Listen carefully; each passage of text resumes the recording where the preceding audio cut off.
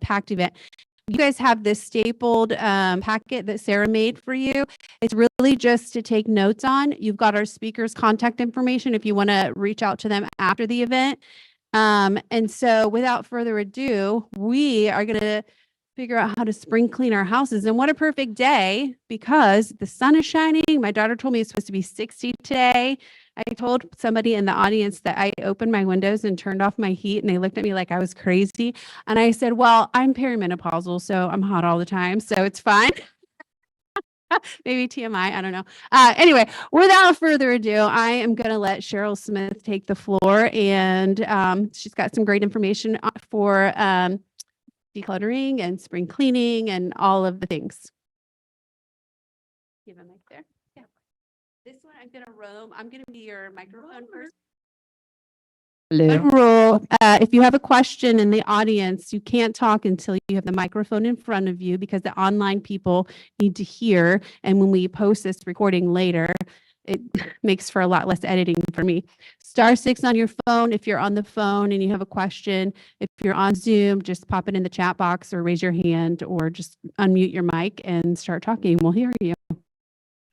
All right. Oh my gosh, it's working. I know this is kind of small. Let me see if I can make it a full screen for, there we go. Is it going to go? There we go. How's that? I try not to put too many words on my PowerPoints because I know it's hard to take notes and whatnot. So we'll do a lot of talking. Help yourself with questions because I know they're going to come up. So we are going to talk about, we're going to be baking up a stress-free spring. Is everybody ready for that? Since today is not the first day of spring, but it sure does feel like it. So, oh, I need to stay over here. I'm sorry. I forgot. I'm a teacher. I was a teacher by trade for 20 years. So I would be that roamer touching kids on there. Oh my gosh, I'll try to stay in the zone. Well, thank you all for having me. I really, really appreciate it. My name is Cheryl Smith. I'm the owner and founder of Consider It Done Transition Services. We are based in Bloomington, Indiana, but we serve all of South Central Indiana. So we're up here around Indy, Carmel, and then we've gone all the way down to Evansville. So we're kind of a little niche group, and we're happy to be that way, but we got a lot of good information to share today. So what we're going to do is, if you have a piece of paper, or you can use any paper that I gave you, or you can use your phone, or you can turn something over. There's no test here. This is a little bit of work while we talk, because I have found as a teacher and other things, when you're able to write things down and ask questions, you remember it better. Have you seen those? Have you seen that information? You know, they quit teaching cursive writing here, and they're talking about how kids are having a hard time with remembering because they're missing out on that note taking. They're doing a lot of typing, but that physical act of writing is really important. So you guys can do this wherever you want, because we're going to talk, while we're talking about organizing, decluttering, and a little bit of cleaning, we're going to talk about how your lifestyle and your brain style and how you learn is real important to even how you organize and declutter your house. So if you can divide whatever you're working on into 4 pieces, it doesn't matter if you do I used to call this the hamburger and the hot dog fold. So if you want to do 4 quadrants this way, or if you're another thinker and you want to do 4 long skinny ones, or if you just want to find space on paper, I just want you to have some places to write a few things while we talk, because I'm going to ask you to do a few things. So when you get one space ready, mine's going to be in the top left-hand corner. Here's your first assignment before I start. When you think about decluttering, yes. Oh, yeah, absolutely. This is just a piece of paper. I'm sorry. Yes, everybody, anywhere. If you do have your computer and iPad with a stylus, go ahead and do that as well. But in one of the quadrants or one of the areas, I want you to think about decluttering, organization, and cleaning. I want you to list the top 3 areas in your home right now that are a pain point for you. They make you feel very stressful when you look at them. Could be that room where you shut the door and you never go back again. It could be the basement. I'll give you just a minute. At home too, you're doing this as well. You're writing down your 3 top areas. If you only have 2, that's great. If you have 5, you can write those down as well. But I do want you to get those 3 down. If you did not number them 1, 2, 3, absolutely fine. I want you to circle the number 1. I want you to have the 3, but I want you to highlight the one that if I could go home with you right after this program and we went to work in your house, you would take me to this area. Okay. And as you're finishing that at home and here, I was going to say in Studi, but here at Wheaton, we are going to do a couple of things. We're going to talk a little, you don't have to write anything down. I'm just kind of going over the agenda. We're going to talk about baking. I'm going to give you some things to remember. I love to bake. Anybody else here love to bake? Any other bakers in the audience? Oh man, me too. Woo. Gosh, make me a cheesecake. I'm a happy camper. So we're going to change that into organization and decluttering. And I'm going to use that acronym so I help you remember some of those tips to go home. So we're going to talk about bake. I'll get you some details here soon. As we're working today, if you think about it in one of your other quadrants, think about one of the strategies we talk about that you might employ when you get home, so that you can put this into practice today. And then, of course, we're going to have questions. So I would always ask you to write questions, or if anybody just needs to ask it during, I'm fine. Like I said, I was a teacher. I had first graders. They ask questions all the time, anytime, no matter what time. So I'm used to that.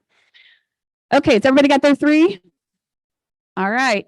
Now we're going to do a little, let me see where we are in the audience. I'm going to ask a question and I want you to raise your hand if the answer is yes, okay? How many of you enjoy spending money and having money in your life?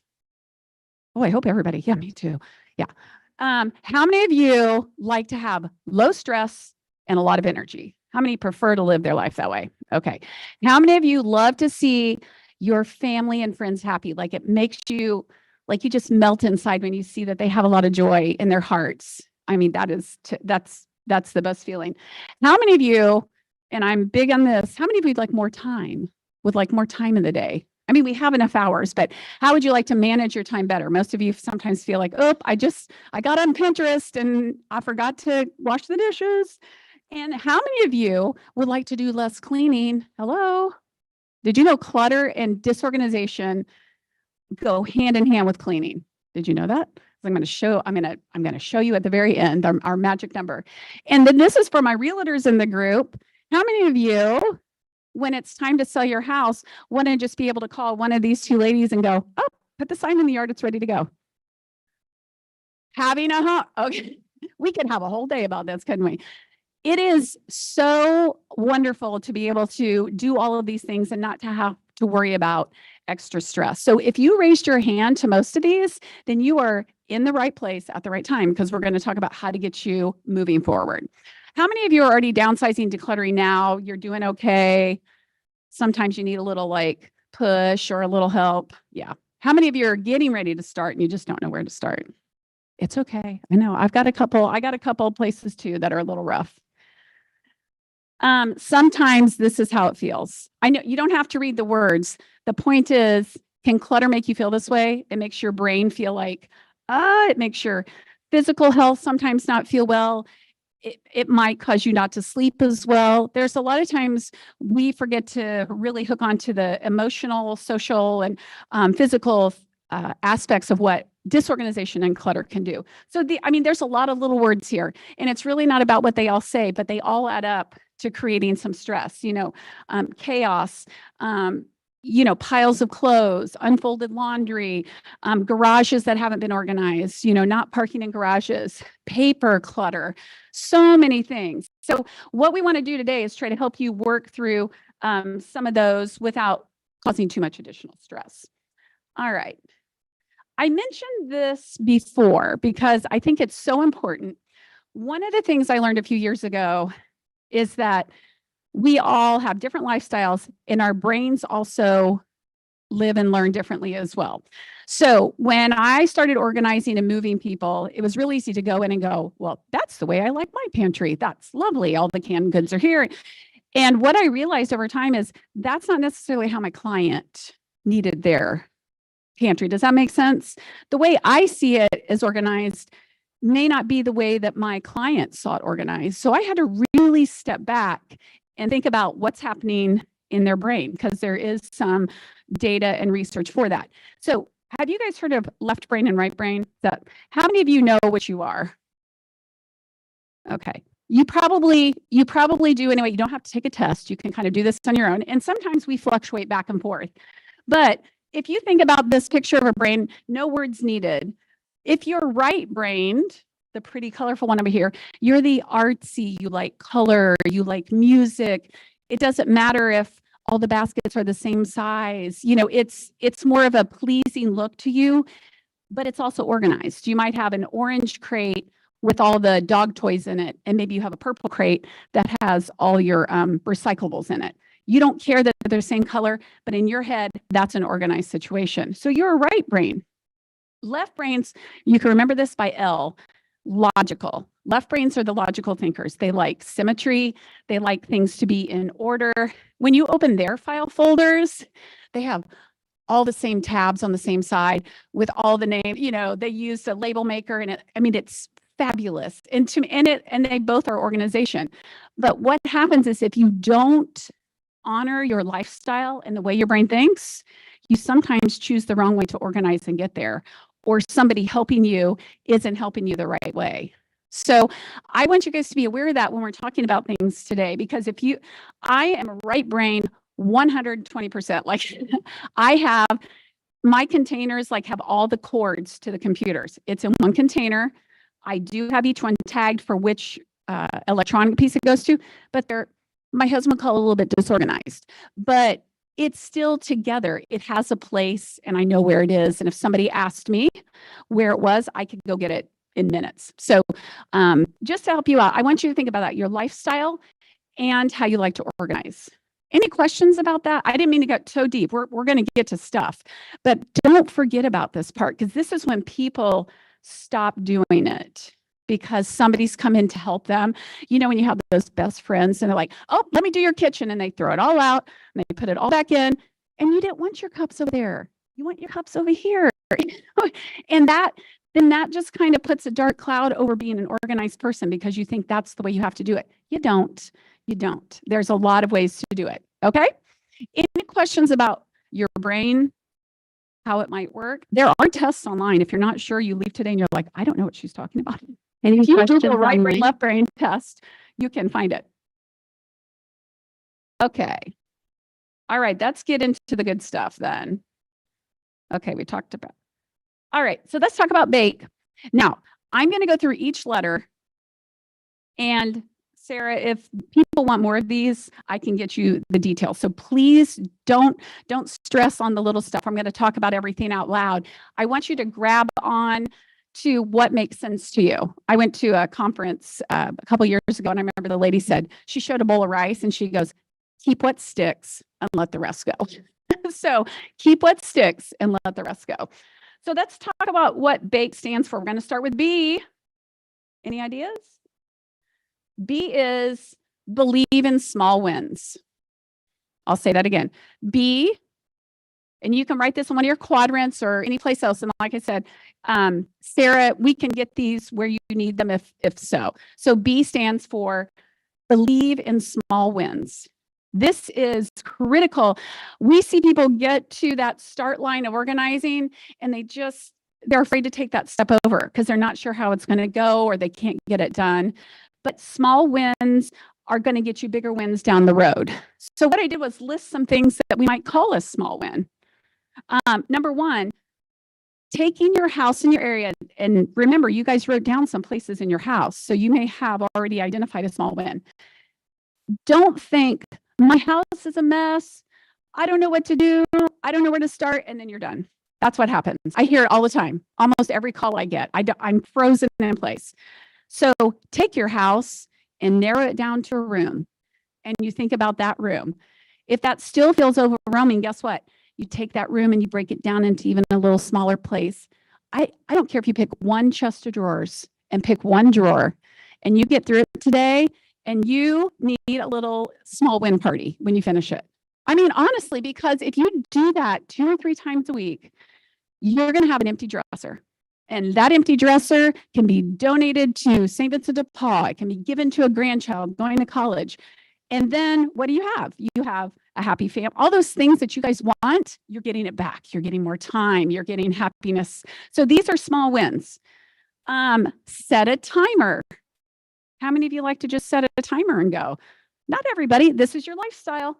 You get up in the morning. I call it my coffee time. So when I have my cup of coffee in the morning, that's my time. And I go through and I get the mail thrown away. I drop the recycling. Like I drink my coffee for like 10 minutes and that's my timer. I go through and do some little things that actually become decluttering and, organizing. I throw away old magazines that are more than 3 months old. That's kind of a little rule. You don't have to live hard by it. But if you haven't opened the cover in 3 months, I'm probably not going to read it, or donate a book you're not using. So set a timer if that works for you. And it can be 10 minutes. It's 10 minutes. What's the program called? Is it called the Pompadour? It's where they teach you how to set a timer and work for so long and then take a break. You can actually get timers online. You can find fun ones. What are some other small ones? Donate 1 box a week.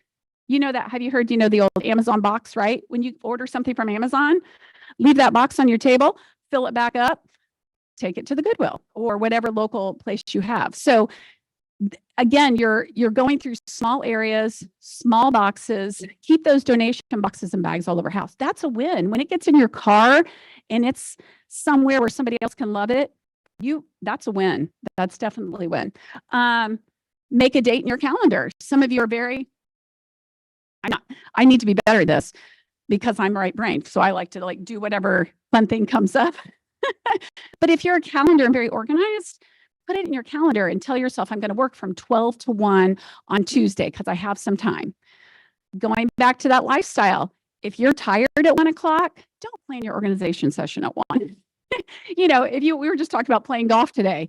Somebody's probably going to play golf today or go take a bike ride. If that's what you want to do today, don't plan your organizing then. Do it in the morning when you're focused and you can get through something. Small win. Make your bed every day. So if you've noticed, I'm kind of switching back between cleaning, organizing, decluttering. They're all interconnected. Do you know that making your bed every day is a small win every time? How many of you make your bed every day? Yeah, a lot of people. No judgment if you don't. I'm just saying it's a small win. It's a win. You've got it taken care of. Sometimes you walk around the bedroom and pick up things that aren't supposed to be there. You've got to win. Touch paper once. A lot of you have a process when you grab your mail? Anybody have one that works that they want to share? Stop at the recycle bin. Excellent. You pass by the recycle bin. I also have a shredder. As I pass by the recycle bin, I also have a place where I can shred.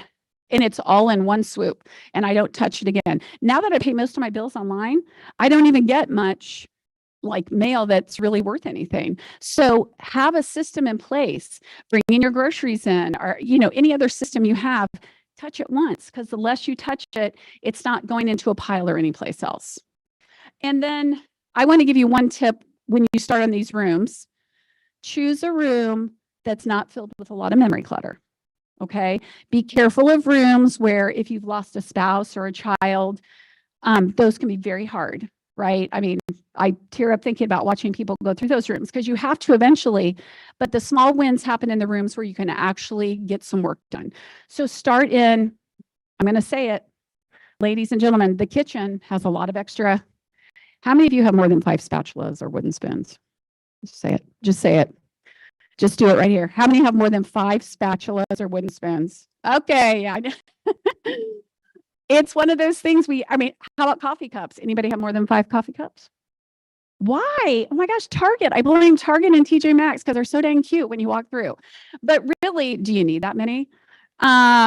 So pick places like linen closets. Amazing what gets pushed back in linen closets, bathrooms way. Get in there because that's when you feel those small wins. Get those cleaned out, wipe down, and don't put anything else back in there. Who else has some good small win ideas? Don't be shy.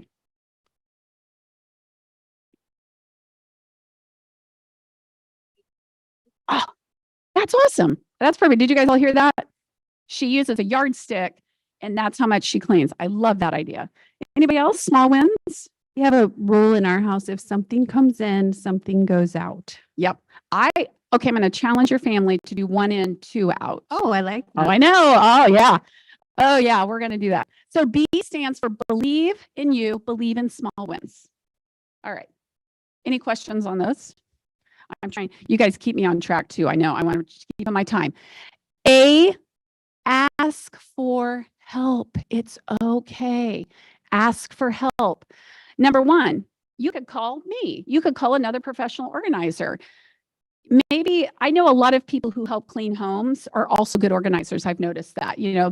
They'll be like, "Oh, my cleaning lady, she's great. She goes through my counter and my cabinets all the time." And I'm like, "Great. Make it happen. Get it done." So hire somebody. If you, a lot of people we work with, we just work with them for a couple sessions and get them started, and then they go on their own. Or we come back. We have a lot of people where we come back like once a month and just do like a little touch up. We call that, it's just kind of like, oh, here comes Consider Done. They're going to get me back in order. And sometimes it's just a few hours a month, but we have a lot of regular clients that just do that so they can keep on top of clutter and organization. Don't forget to call friends, families, neighbor. And remember what we talked about, left brain, right brain. Think about who you're calling. If your right brain friend is coming over, just know that they may see it a little different than you. What I would suggest is before you start, you share how you want that space to be. That's part of my conversation with clients. I say, what's your vision of the space? Like, do you want it to be used, functional, or do you want the pretty Pinterest? You guys have seen on Pinterest or online where all the labels are on the spices. We can do that. I'm happy to do that. Will it work for you? That's it. So call the friend, ask them to bring over lunch, or you bring them lunch, and have them just sit with you and have them work through some things. You can always trade time with that friend too. So if you work a few hours at your house, then you return the favor and work at their house. Maybe bring a bottle of wine, do it later, listen to an audiobook, which I also mentioned too. You can watch YouTube. Has anybody watched any YouTube videos on organization? I mean, I could have stand up here. I could have given you a million organization tips, but they're all over the place. I want you to find the ones that work for you. That's my goal, is to find the right ones for you. So watch YouTube. There's a lot of organizers that actually offer online classes that are very reasonably priced. One lady called the Clutter Bug. She's out of Canada, and she gives you a test and she tells you what kind of bug you are. You're a ladybug or a butterfly. And she talks about the best organizing skill for you. Like, you prefer things behind closed doors and you like basket. It is very interesting. I took the little quiz. You might be able to take that free, but check those out. Some of these don't cost a thing and you can learn some things. Now, I did give you a handout and I'm going to reference it now. My folks on Zoom or at home, you will have access to that. And I will tell you, it's going to look a little different, but the information is the same. It's called the 10 questions to ask yourself to help you declutter. So if you don't have a friend available, but you need some help, well, this could be me in your closet with you. And I might look at you and say, like that first one, is this something you use regularly? If you're looking at something and you're like, do I need this? Do I not need it? Look at these questions and you can take it through this process and make a decision. I always tell people, if they can't come to a yes or no answer, you can create a maybe pile or a maybe box and then get back to it later. Because believe it or not, you still kind of think about those things and you decide quickly if you need them. Usually the second time around, we hit the maybe box first, and so many things get thrown away. They're like, oh, I don't need that. Like, I've already got a whole bunch. So lean on this list. I tell people to tape it to the refrigerator or inside their cupboard door. Yes. For clothes, I at the end of the year, I put the hangers backwards. Yep. And if I haven't wore that in the following year, yep, they're out. Yep. You guys, if you use the hangers that have the tops that turn, she's talking about turn the hook so it's facing you.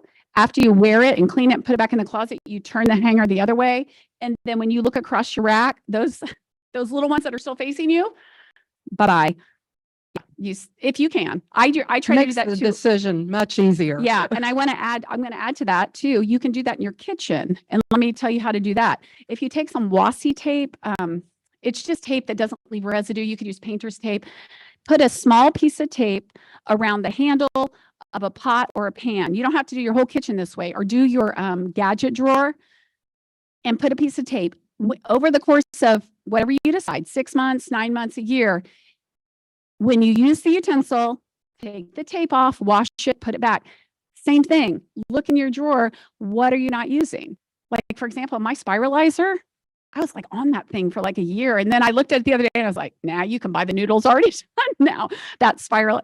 So that's another way, just like the clothes, because then you're not like, did I use that? Did I use that? You're actually getting proof that you used it or did not use it, and let it go. Because guess what? You let it go, you're not cleaning it anymore. Here we go. We're talking about less cleaning. We're cutting down on the cleaning. Any other asks for help? You guys are so intense. You're like, I cannot wait to go organize my kitchen. I can see it right now.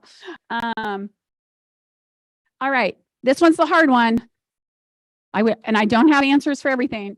K is keep memories, lose stuff. There's probably our friend Matt Paxton you probably have seen him on Hoarders. He's also part of the National Association of Senior Move Managers. He wrote a book called Save the Memories, Keep the Stuff. So I did take a little bit from him. His book's, it's excellent.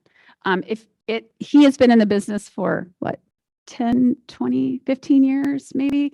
Todd and I have seen him. He comes to our conference all the time. Very personable and tells really heartfelt stories about what he's done with people. And if you want a quick read, get it on Audible or, download it from Libby, get it from the library. It's worth a listen to, because he's like very practical and talks about that.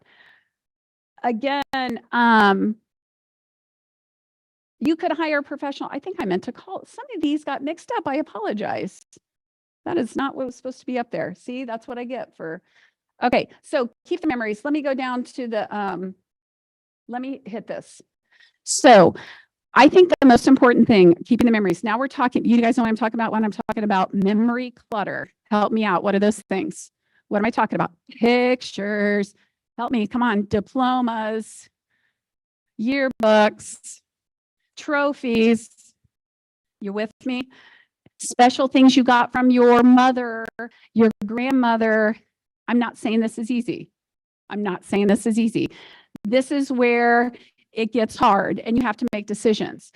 I am a firm believer that if you can keep the memories with either pictures, there are so many ways to archive your things. There's artifacts. You could do a book on Shutterfly. I can't even list all the names of all the apps now where you can take pictures, give a story about it, and you could hand that book off to your kids, again, with their happy faces, because now they know why you love this so much.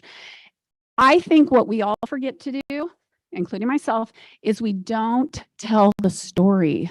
That's what's hard, right? Am I right? You've got this whole set of china that was your mom's, and you're like, there's no way I'm taking this to Goodwill. I mean, every day it's heartbreaking. You know how many sets of china are floating around? I mean, it's sad. It's beautiful. I tell people to use it. I'm like, get it out, use it. Like, put it in the dishwasher. Who cares if it breaks? Like, love it. Talk about it. Share the stories that are with this memory clutter. Tell your grandkids about who's in that picture. How many pictures we throw away and they have no idea who they are. It's the coolest picture I've ever seen, the black and whites with the bubbled frame on the front. You're like, oh my gosh, that might be somebody important. But if you don't tell the story, nobody's going to know about it. But when you start attaching a story to it, you're able to let go of it because that story goes on. Like I cannot get off that. We talk about it all the time. I get to hear so many amazing stories with the work that I do because people tell me, because I'm sitting right there. So I get to hear it. I'm like, you got to tell your family. These places not only do pictures, but you can also record stories. You can share recorded voice, because voice is the first thing that people forget when they leave this world. Voice is one of the first things. That's why people don't change their answer machines. Have you noticed that when they've lost a loved one, they're still the person answering the phone because they're always going to have that, that connection. So think about digital pictures, books. There are people all over this town and across Indiana that can help you make books, make it digital. But I will tell you, I know it's not the easiest thing to do. And the last one, because I know my time's getting short, embrace the minimalist mindset. So we got you on the path for that. First thing is donate, and then donate again, and then donate one more time. Just donate, donate, donate. The number of places that you can take your things so somebody can love them again is insurmountable. I'm from Bloomington. We have almost 300 nonprofits. I mean, I kid you not when I say that. There's one pop right to Orlando. I mean, they are like, they pop up all the time. We're always looking for places to donate. The other thing you can do to feel minimal, if you have extra furniture you don't need, donate it. Sell it on Facebook Marketplace. We have a consignment warehouse in Bloomington where we sell our clients' furniture for them for 90 days. They love it. I don't let them come buy anything else. We sell their stuff, but make a little money. Remember we talked about we wanted more money? Let somebody else have it. Give it to the grandkids. Give your things to your family so you can watch them enjoy it. Like that is the best thing ever, to give them pictures and money and things and photos. When you can see the joy and tell the story, oh, it's so powerful. So fun to watch it all. 1 in, 2 out. We already nailed that. Beware of doomsday clutter. Don't be that person like, well, I might need that piece of wood. What's the commercial for the insurance right now where the guy goes, well, I might need this wood. He goes, no, you don't. And they throw it in the dumpster. So beware of that. And then multi-use purposes. So use things for more than one, like furniture pieces that can store things underneath it, but are also a footrest or a coffee table. You can minimize things around you and declutter. And the 90-90 rule kind of goes with the questions. If you haven't used it in 90 days and don't see yourself using it again in 90 days, needs to go. Minimalist, keeping it very easy around you allows you to say yes to all those things we talked about at the beginning. And yes, I didn't talk a whole lot about cleaning, but guess what? When you get rid of clutter, it eliminates 40% of the housework that you have in the house. Why? Because you're not picking up 20 tchotchkes and you're not picking up piles of magazines. They're already gone. They're already gone. Yes, and you can also hire somebody for this too. I understand. But it truly reduces what's around you. You're happier. You have more time to do the things you want, to play with grandkids, to travel, and do all those other things. So that's my housework. And the spring cleaning goes with the decluttering and the other things, but if you have less to clean, you have to be a happier person. All right. So, and I'm sorry if I rushed through that, but I really want you to grab onto what works for you. And I saw some of you writing a few things down, so I'm happy if you're going to get out with that. What questions do you have? I'm going to be the mic runner. Part of it depends on how much time you have. Sure. I had about a year. I Mhm. went through all my photos. I'm not techie, so I'm not going to Shutterfly until my girlfriend has time to help me. Right. But I got rid of the ones I didn't know who they were. Good. Threw out a Good. lot. Perfect. Now I have a bank. Then I bought banker boxes. You can get them at Costco or Sam's. Mhm. They're wonderful when you're ready to go. Yeah. I mean, when you're done and I have a whole box full of my sons from 0 to age 4. One of these days, Yeah. I'll get them on. The grandkids love to look at them, but they're young yet, Yeah. but banker boxes are wonderful. They stack, they're not Yeah. heavy. Amazon also has sorting picture boxes. So if you're going through a lot of pictures, it actually has. Oh, I have them all in albums. Yeah. Look, and that's fine too. Yeah. And if you have them in albums, we find that a lot of people will take them out of the albums by the time, and we have somebody on staff that does all that for us. But you're exactly right. Time is connected to all of this. There's a You're locally owned company who will digitize your photos for you. If you're interested in that, get with me later and I'll give you the Yeah. contact information. We have people too that'll do slides, movies, VHS, pictures, the whole kit and caboodle, and then you can let those go. But you're right, time is it's a piece of all this, right? There you go. There you go. All right. That's what you do when you get home, right? Gonna go through some albums. Any questions online? Oh, we have a question in the room. Sarah's checking for the online questions Oh, while I wonderful. walk over here. Not so much a question, but a comment. It's no sooner that I decide to give something away and the next week I need it. I think that's probably the clutter. And I'm taking the mic away from her. Yeah, you're not the first person to do that. You have to give your permission, give yourself permission to buy it again. It probably doesn't happen with everything you donate, but I have heard those stories before. Sometimes you got to make that quick trip to Walmart. But again, when you can be smart about what you keep and give away, though, if you know you have it now, you're not going to go buy, you're not going to buy 3 more. You're only going to buy 1. Again, money saving, time saving. I'm walking over to you. And again, online, if you have questions or comments, raise your hand or type them in the chat box. Would you go back to the E screen, please? Okay, we're going back to a screen. Oh, Yeah. the E. Yeah, the embrace. We talked about donating.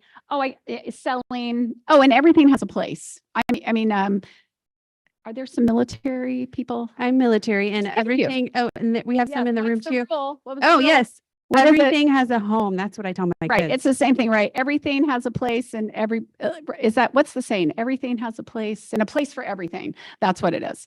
And that's what I heard from one of my clients who was also in the military. He's like, no, everything, when you're in the military, you don't have stuff scattered around. No. It's got a home. You move so much, there's a lot incorporated. So if you're not finding a space for maybe something has to go. Sometimes we have too much stuff and it's good to kind of sort through it. Okay, if you have other questions, Cheryl's going to stay for the Okay. rest of the event and afterward. We have to save time for our next speaker. So first, let me get on the screen here. Let's just take a cleansing breath real quick. Yeah. We're all cleaned out. We've got all the clutter gone. We have one spoon, we have one spatula, one pan, one picture, one outfit, one shoe. No, I'm kidding. All right. So now you might start seeing that your walls look a little dingy because you couldn't see that before when you had all the tchotchkes all around, right? And maybe you want a little refresher. Maybe you want some paint. And that is what our next speaker, also from Bloomington. Today's just a Bloomington day, which is awesome. Our next speaker, Torlando, is going to, he's founder of a company. He's going to tell you all about it. I'll let him introduce himself. Fun fact, we're classmates at IU Bloomington for the online MBA program. So go Hoosiers. Yeah. And that's it. Again, if you have questions, Cheryl's going to be here. If you're online and you have questions, be sure to type them in the box, *6 on your phone. And without further ado, here's Torlando. You want me to help you with the screen? You did. Oh. Oh, Todd, you might have to make him co-host so he can share his screen.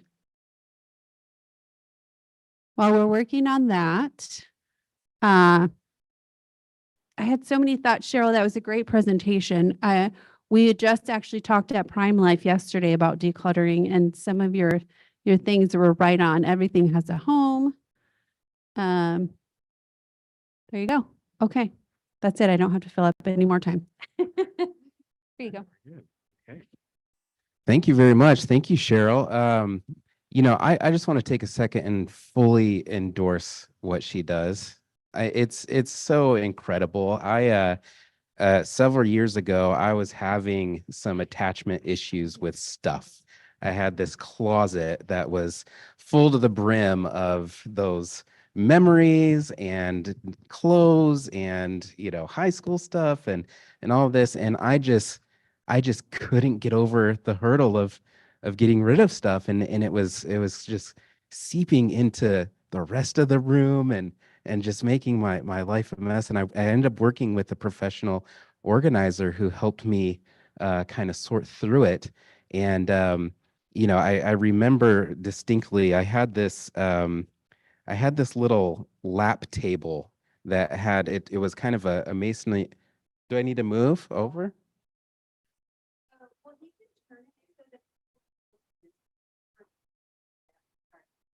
Oh, okay. He's gonna figure that out. Great. Okay.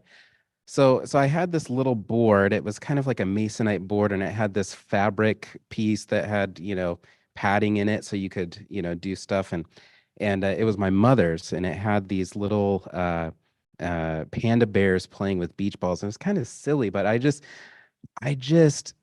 couldn't get rid of it. I wanted to hang on to it because when I held it, I could smell my mother's nail polish remover that she would use when she was using it. And she said, it's okay. You can, if that means that much to you, you can hang on to it. And that kind of gave me the relief to be able to get rid of the things that had less meaning to me. And once I got rid of one thing, I got rid of more and I got rid of more, and it became easy. And now my kids, we have the same thing with toys, and we started them so early that they know it's that time. If we can't close the toy chest, that means stuff has got to go. And so it becomes easier.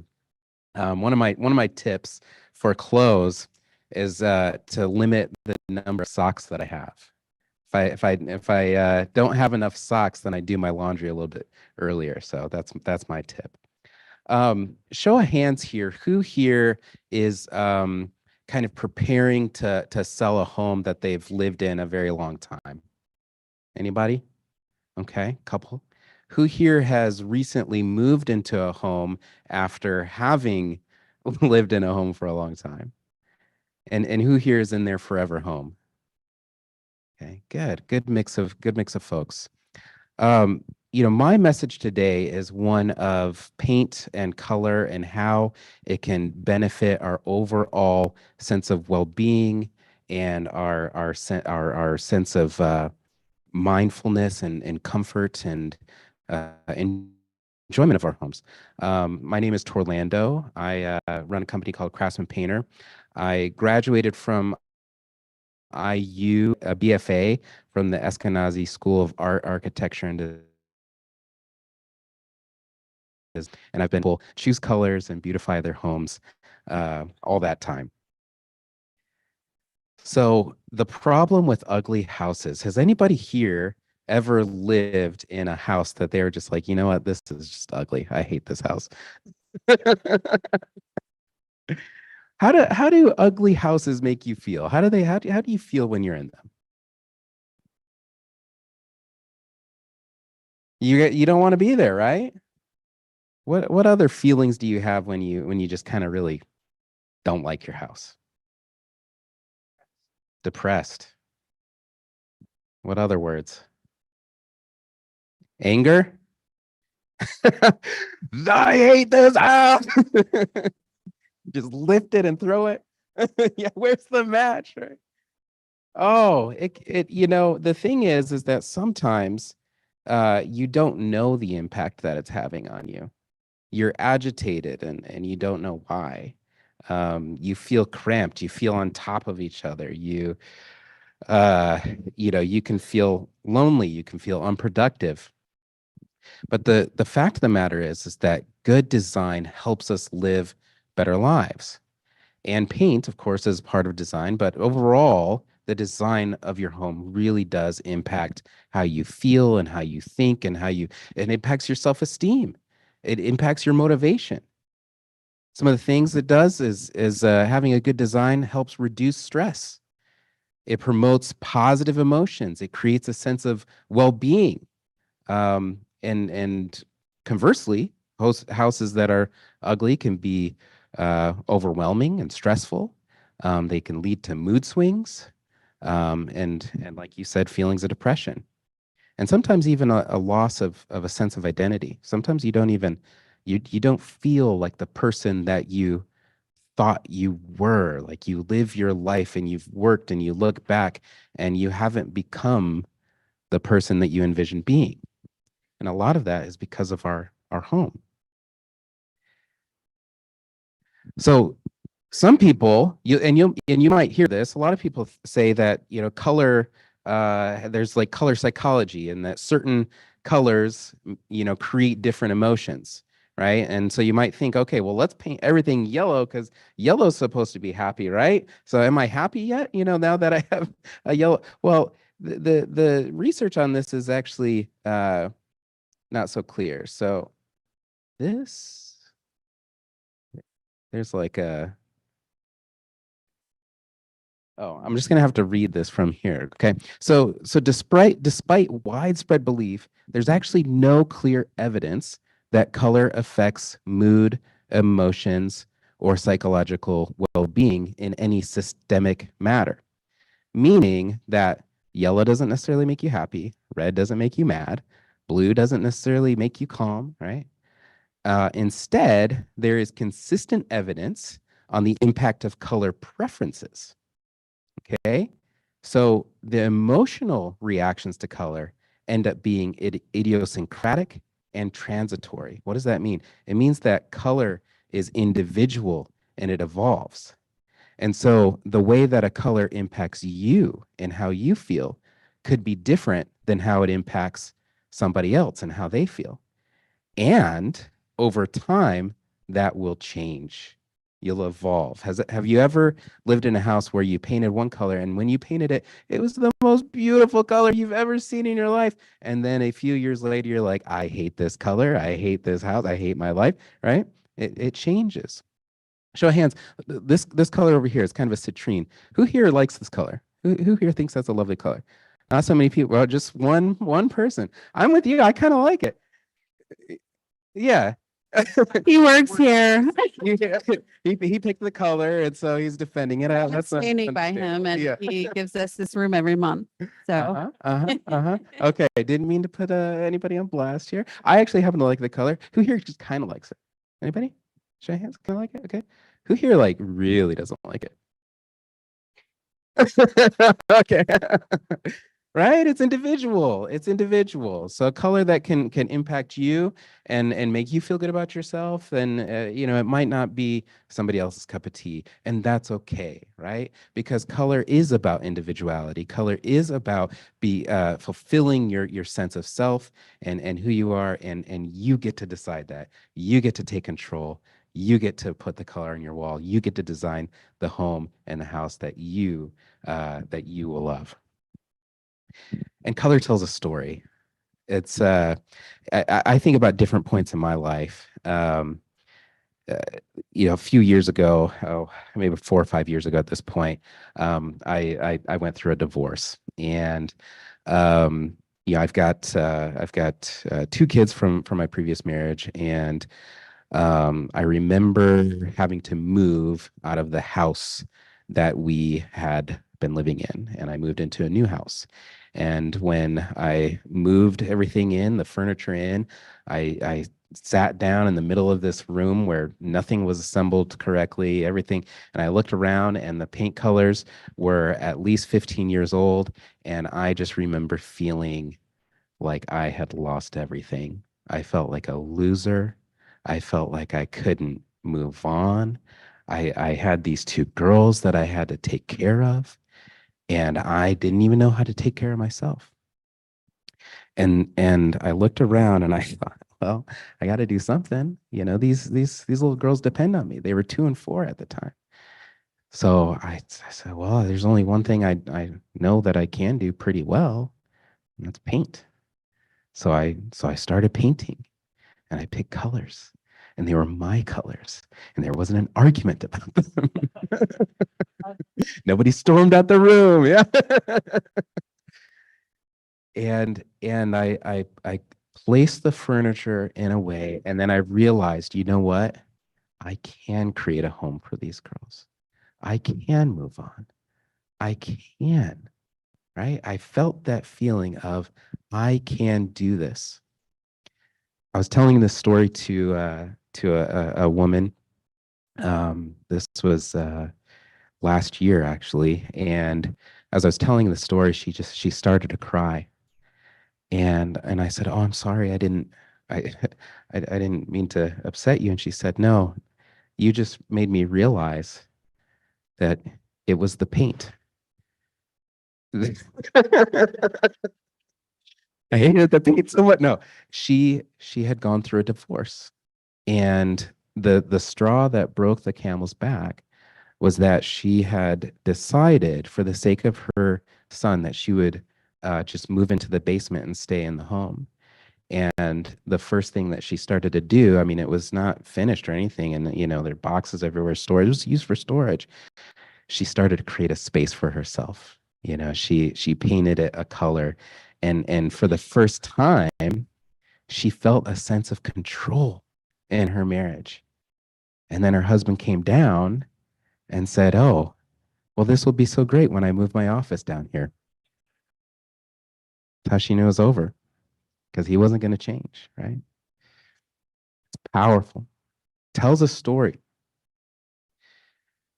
And good design sets the stage for that powerful story, right? Good design becomes the backdrop for the story of your lives. You know, all of those pictures that we talked about, it's the backdrop, right? And we look back at those, pictures from the 90s and 80s, and we're like, oh my gosh, what was going on back then, right? It's the backdrop. It tells a story. This here says each of us has the choice.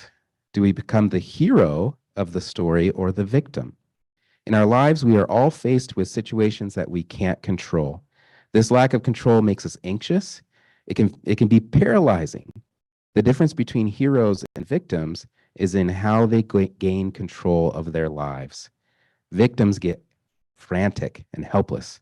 They look for others to solve their problems, but they are never fully satisfied. When the sequel comes along, they are back at square one. Heroes, on the other hand, always begin the story with very little that they can control, but they end the story by overcoming the odds and winning the day. Our homes are under attack from the outside stresses of life. By designing homes with intention and creating a place where we see ourselves as the heroes of our own story, we gain the one thing that every victim lacks: power. People feel better and have better mental health when they can control their surroundings. When opportunities for control over the environment are thwarted, helplessness can occur. Color has one of the most dramatic visual impacts on a home, with thousands of choices that each individual can tailor to themselves and how they want to feel. Color empowers people to become exactly who they envision themselves to be. Color helps us create authentic spaces. Now, part of our guiding principles as a company is to be fearlessly authentic. So I really love this part. How do we design with authenticity? So the first thing is to source inspiration. And I look to the whole breadth of my life for that inspiration. I look at the vacations that I've gone on, the things that I've picked up from different places. I look at my wardrobe. I look at those meaningful things. All of them are represented by color. They have colors in them, and so I'll source my inspiration. Of course, you can look online. You can look towards your community and you can look towards your friends. But the idea is that we want to source inspiration from a place that's authentic, from places that we can feel like this is who I am. And then we gather materials, right? And in the case of paint, it's really about gathering the paint swatches, right? We grab those paint swatches and we can hold them next to the things that are important to us and have meaning, and now we can start to piece together an authentic design that's true to who we are, right?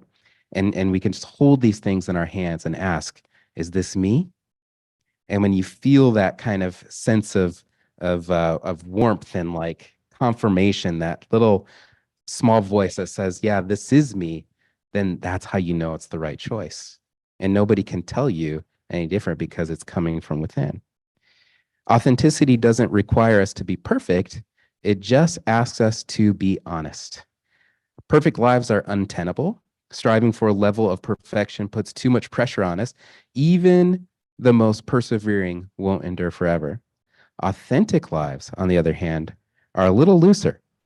There is intention with self-grace. We learn to feel with the unplanned. We learn to feel safe with the unplanned because our home base is secure. To design with authenticity, we look to traits and characteristics of our own personalities, as well as the characteristics of our community.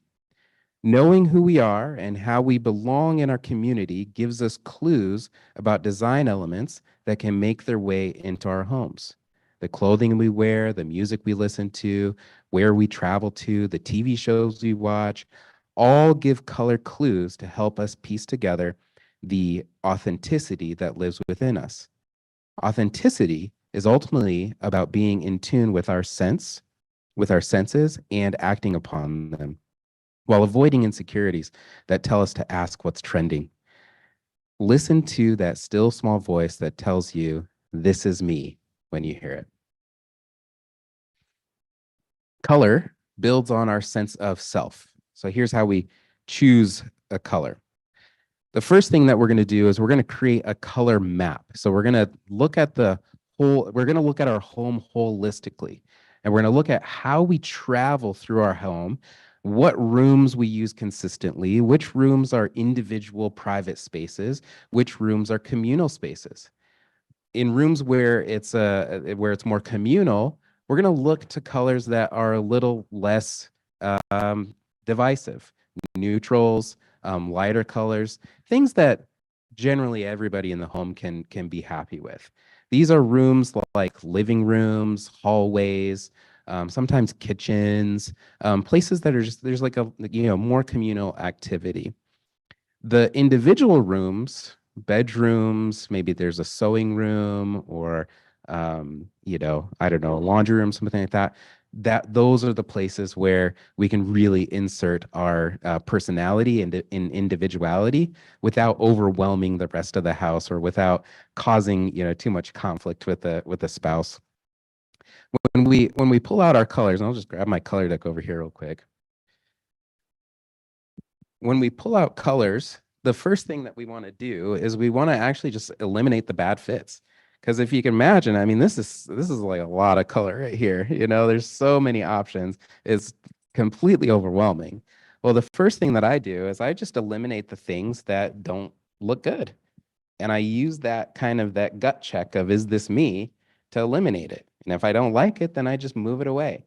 And the idea is that you want to get to a place where you find a handful of swatches where it's a little more representative of you. And then we just kind of narrow it down. We work general to specific. The third thing that we want to do is we want to consider the lighting.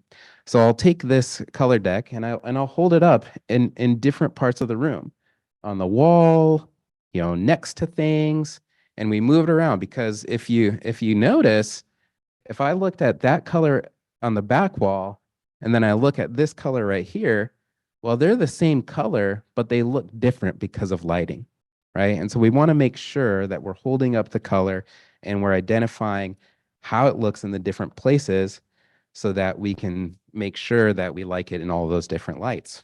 And then again, we have that gut check. Is this me? Now, paint is and color is really interesting. When I was in art school, we studied a guy named Joseph Albers who wrote a book called The Interaction of Color. And we would actually manipulate color so that you could make one color look like a completely different color. You could make two colors look like the same color, all by matching them with other colors and other elements, right? It's really kind of a really interesting study. The things that interact with color and have impact range from seasonality, time of day, the decor that you have, the plant life that you have. All of that impacts color, and I'd love to talk a little bit about this. I love this picture here. I'm sorry for the things I said when it was winter. Anybody here get the sad, the winter blues? Everything gets a little more gloomy, right? And it impacts how we feel, right? And so finding, fine-tuning our design palette so that it can counteract and make us, turn the winter into something that feels more cozy and homey, right? Human beings spend more than 90% of their lives indoors. Light may stimulate the parts of the brain that control mood, appetite, and sleep, which can contribute to how a person feels. Well, because color interacts with light, sometimes you don't have enough light, and if you have too dark of a space, that can impact your mood. Whereas putting in light colors with a higher light reflective value, which I'll talk about in a second, can make the room feel lighter and again impact the mood. Light reflective value. This is me getting a little like color nerdy here. It's what it refers to as the percentage of light that a paint color reflects.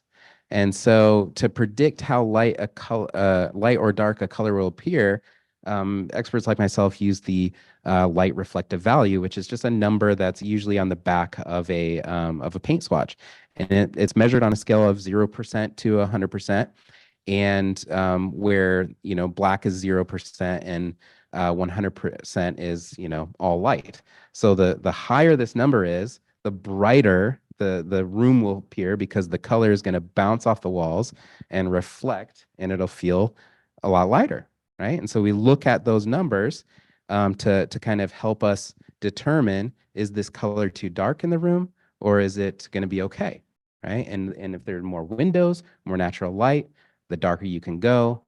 Unless you like living in a cave like Batman, then go for it, right? We think about restoration, the restorative qualities of design, introducing and bringing in plant life, or even features that can get us outside, because outside is restorative, right? This here says architectural features that support fascination, curiosity, or involuntary attention ought to enhance recovery from mental fatigue. Views of nature, fireplaces, fountains, aquariums, and animals, as well as paintings of landscapes and other coherent, tranquil scenes, are among the design elements with the potential to afford restoration. In addition, views of nature and landscape paintings, as well as indoor plants, are all associated with increased positive affect and comfort, right? So we want to invite nature in, and we want to use the overall color scheme and really allow the paint color to enhance the life that we're breathing into it through the paintings or through the plant life that we bring in. It can actually be restorative. Air quality also matters. Odor matters. I was helping a client, I don't know, three or 4 months ago, maybe longer. And, I had to kind of gently let him know that we needed to address an odor issue. And I said, well, it appears to me that you have a love of cooking, don't you? And he said, yeah, I love to cook. And I said, well, that's wonderful. I mean, I wish I loved cooking. I don't. I wish I did. I like eating. I said, so over time, because of the cooking, the oils and the ventilation from your home hasn't really allowed, the effects of cooking to escape. And so there's, grease on your walls, and that traps odor. And so we want to make sure that we address this odor, because we're getting ready to sell your home, and that could deter the sale. And so just kind of by gently saying, hey, this wonderful quality about you has caused your home to stink. You're way nicer than I am. I just the latter. We were able to use the shellac-based primer. We cleaned, of course, and we were able to use a shellac-based primer to eliminate the odor. The reason why odor matters, and like pets, of course, we love them, but they stink as well, and sometimes smoking and just living in a home for a long time, you get used to the smell to the degree that you don't smell it anymore.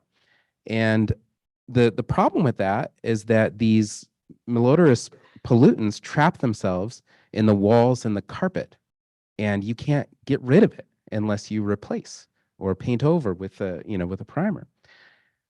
So I go back to the research. So the research says that there is consistent evidence of elevated negative affect under well-controlled laboratory experiments and in field studies of malodorous pollutants. Negative behavioral reactions, such as aggression to pollutants, also occur under certain conditions. Okay. So maybe, maybe your husband isn't just getting, more cranky as he gets older. Maybe it's just getting stinky, he's getting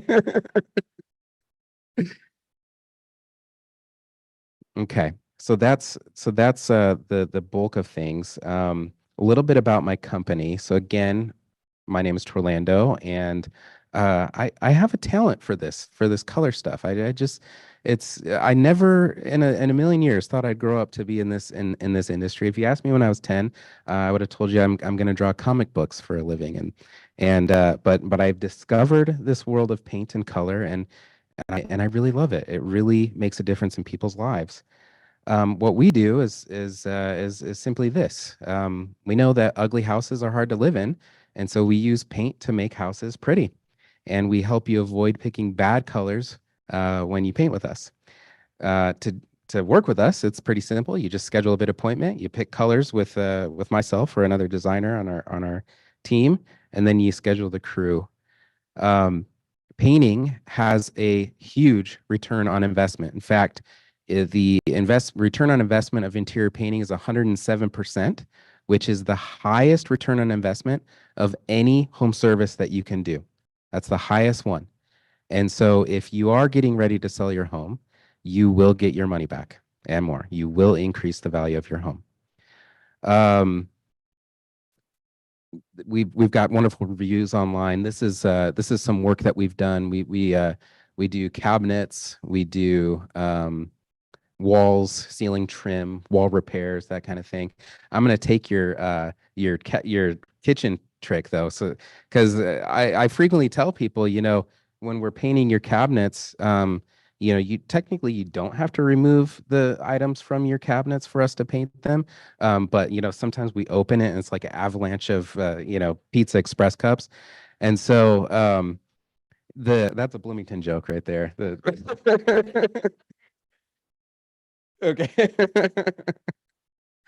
And so I often do tell them, use this as an opportunity to kind of like declutter and see what you use. And before I said put everything in a box, but painter's tape, hello, I'm stealing that.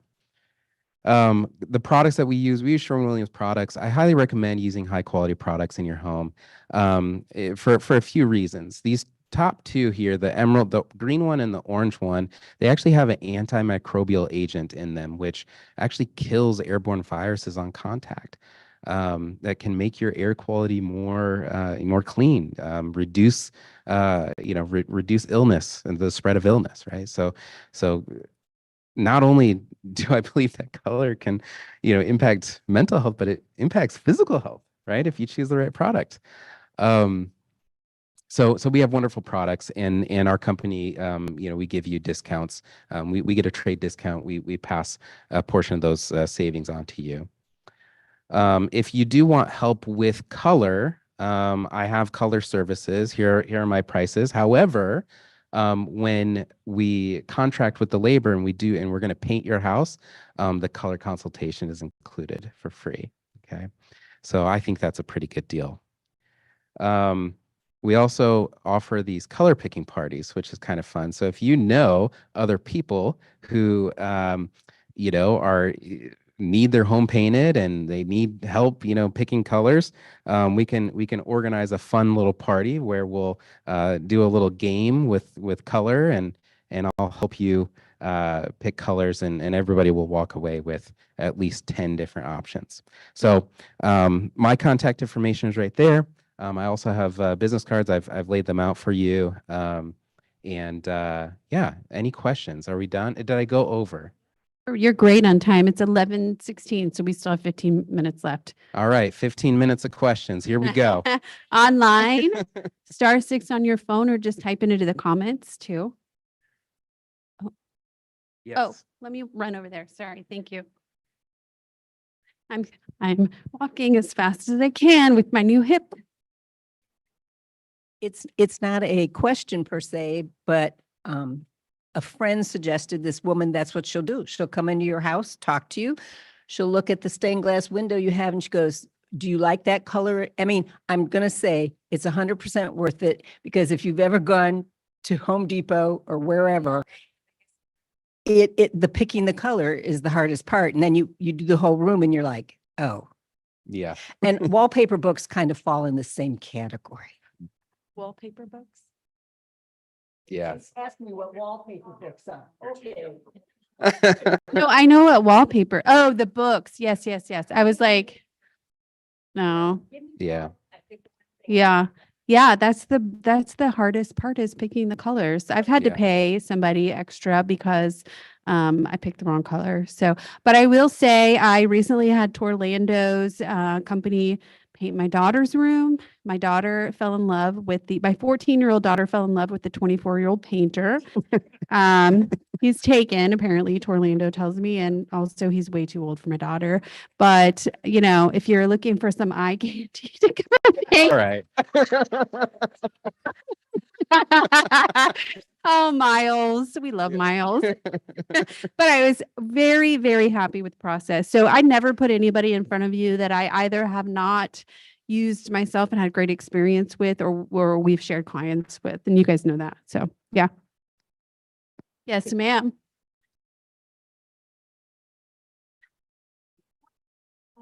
I painted my study deep pink. Mm-hmm. Now, it took me a month or two. I kept bringing home the squares from the paint store until I finally decided. Now I had a closet, one wall, windows, and 3 bookcases and 2 doors. So it wasn't overwhelming, but I loved that room. Yeah. Every time I would walk in there, I felt good. Yeah. And it killed me.